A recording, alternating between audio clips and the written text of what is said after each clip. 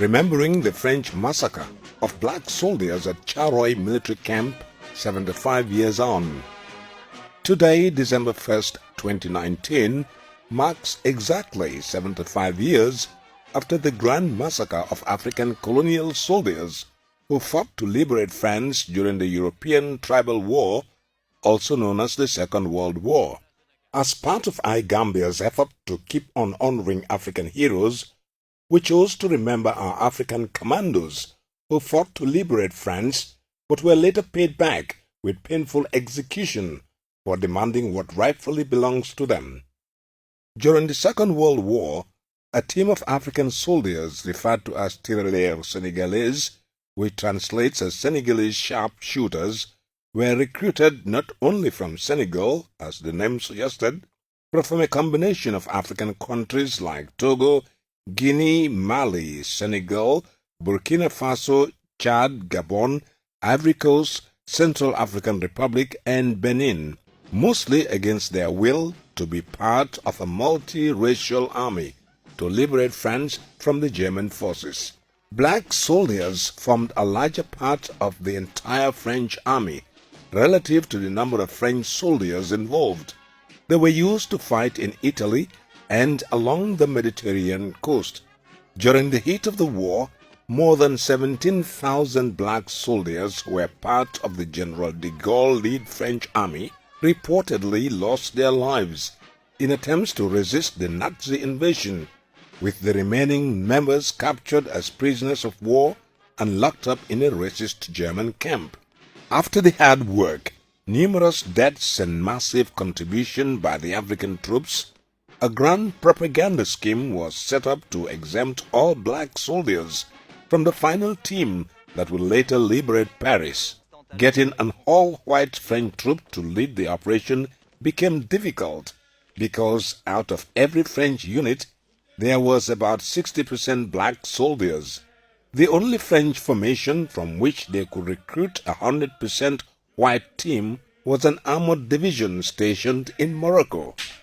They were transported to France on 1st August 1944 after numerous deliberations and were made part of the lead soldiers for the invasion just to sideline the contribution of black soldiers and create an avenue for French troops to headline the liberation. After this painful exclusion from the glorious moment, the black soldiers were sent back to Africa without pay and held in a demobilization camp in Charoy, Senegal. To worsen everything, the payment structure set to reward the soldiers was discriminatory and actually favors the white soldiers than the black. All these treatments attracted a protest during which they allegedly held a French general captive to help drive home their demands that the French failed to listen to. Est-ce qu'il est guerre? Il y a balle comme ça pour blanc, balle comme ça pour métis, balle comme ça pour originaire, et petit balle comme ça pour combattant.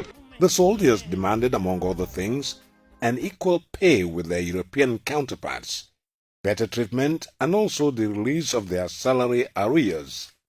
This protest was termed a rebellion against the French power, and in return, French soldiers opened fire on these unarmed black soldiers who were only protesting for their rights. According to war veterans, about 300 to 400 of them were reportedly killed on the 1st of December 1944, with a few survivors imprisoned, but the French recorded only 35 deaths in official documents after using deadly weapons like armored cars, machine guns, as well as a U.S. Army tank. This grand massacre was carried out at the blind side of the unsuspecting general public.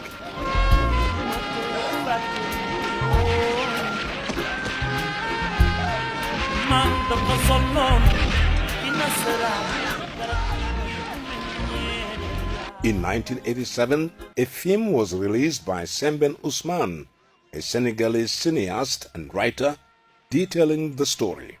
However, the film was banned in France for 17 good years for obvious reasons. Painfully, the French government, in attempts to bury this inhumane man massacre, down history, reportedly employed several mechanisms to justify the mass shooting, including the creation of an impression that the tirailleurs fired a gun at them first. In addition, they equally claimed that the tirailleurs were under German influence. They have equally failed over the years to own up to this crime and apologize to the entire African continent, especially the generations of the victims. As new generation of Africans, it is our duty to unravel every single crime committed against our people, but hidden deliberately for justice to be served.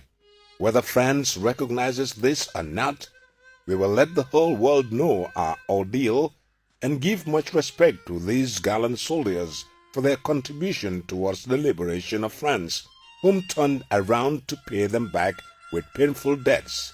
May their souls rest in peace.